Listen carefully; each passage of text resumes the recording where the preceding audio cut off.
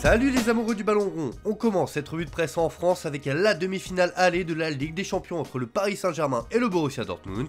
Et au signal Iduna Park, le club de la capitale française s'est incliné sur la plus petite des marges, 1-0. Une défaite frustrante pour les hommes de Luis Enrique qui sont désormais au pied du mur, comme le placarde le journal L'Équipe ce matin. Tout reste à faire pour un PSG décevant hier soir à Dortmund. S'ils veulent se qualifier pour la finale, Kylian Mbappé et ses coéquipiers devront se montrer plus inspirés mardi prochain au Parc des Princes. Le PSG a manqué de réalisme et de maîtrise pour espérer mieux, mais tout reste possible. Pour le journal Le Parisien, tout se jouera à Paris pour la qualification. Dans ses pages intérieures, le Progrès estime que Paris bute sur le mur à Dortmund. Les joueurs du PSG ne pourront pas faire pire au retour, alors Luis Enrique a promis un match différent. On va aller chercher cette finale, a-t-il lâché après la rencontre. Kylian Mbappé aussi a lâché un message sur son compte Instagram.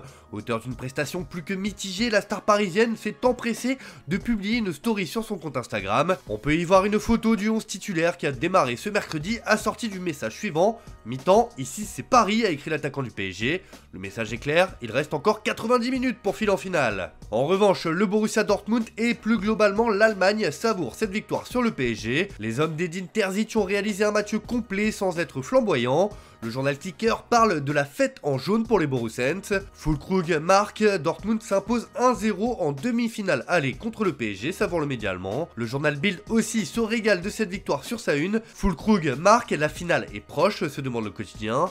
Schlotterbeck, Sabitzer et Brandt applaudissent le match de Füllkrug, ajoute le média. Plus globalement, ce qui revient de l'autre côté du Rhin, comme le note Sport.Dutch, Mbappé s'écrase contre un mur. Bref, l'Allemagne veut croire aux chances du Borussia de se qualifier pour la finale. On continue de parler de cette rencontre car elle fait beaucoup réagir dans toute l'Europe, notamment en Angleterre où le Daily Mail accorde sa une sur ce choc entre Jadon Sancho et Kylian Mbappé. Pour le quotidien, ça fait 1-0 pour Sancho. L'Anglais a un pied en finale à Wembley, juge le journal.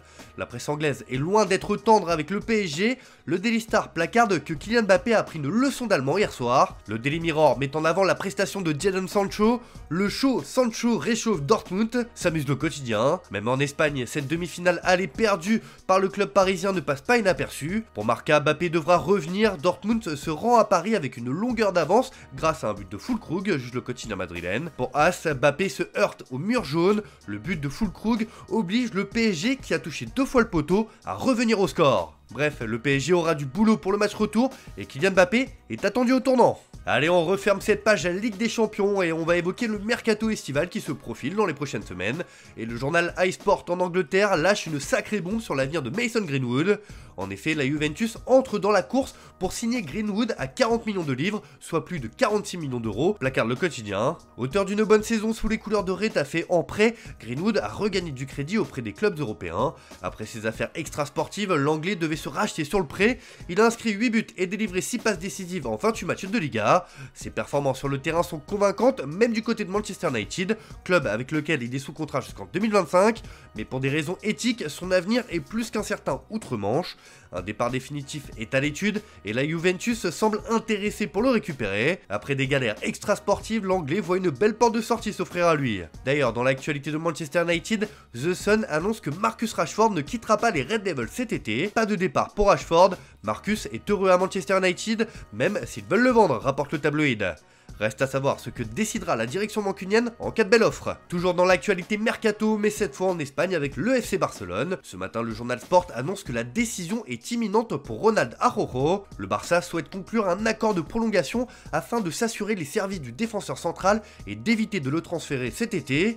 L'Uruguayen a pour priorité de continuer, mais il doit décider s'il écoute les offres ce mois-ci. S'il y a vente, elle serait essentielle pour recruter. Et d'ailleurs, les Blaugrana ont une idée très précise du recrutement qu'ils veulent effectuer cet été. Comme l'indique Mundo Deportivo, Joshua Kimmich est la priorité. Le joueur du Bayern Munich est à 1 an de la fin de son contrat. Il est le favori du staff technique du Barça. À Munich, on veut le prolonger et il se décidera bientôt. En attendant, Verratti s'est offert au club Blaugrana, rapporte le journal catalan. La ligne directrice des Blaugrana est donc claire. Allez, on termine ce tour de la presse en France avec l'autre demi-finale de Coupe d'Europe d'un club français. Et oui, l'Olympique de Marseille va disputer la demi-finale de la Ligue Europa ce soir face à l'Atalanta. Le journal La Provence reprend le célèbre dicton olympien droit au but et placarde un 3 au rêve sur sa une. Les Olympiens défient ce soir une équipe italienne coriace en demi-finale aller de la C3 au Vélodrome. Un match compliqué, mais tous les espoirs sont permis. L'ambiance promet en tout cas d'être folle. Sur une couverture alternative, le journal L'Équipe met en avant Pierre-Emerick Aubameyang, le serial buteur de l'OM. Il se livre sur sa renaissance après une année quasiment blanche à Chelsea. Marseille, c'est une folie, a-t-il notamment déclaré, et le meilleur buteur de l'histoire de la Ligue Europa veut voir plus loin encore avec cette équipe. C'est tout le mal qu'on lui souhaite. Voilà, c'est tout pour ce matin, bonne journée à tous, merci de votre fidélité, on se retrouve en fin d'après-midi pour le JT Foot Mercato.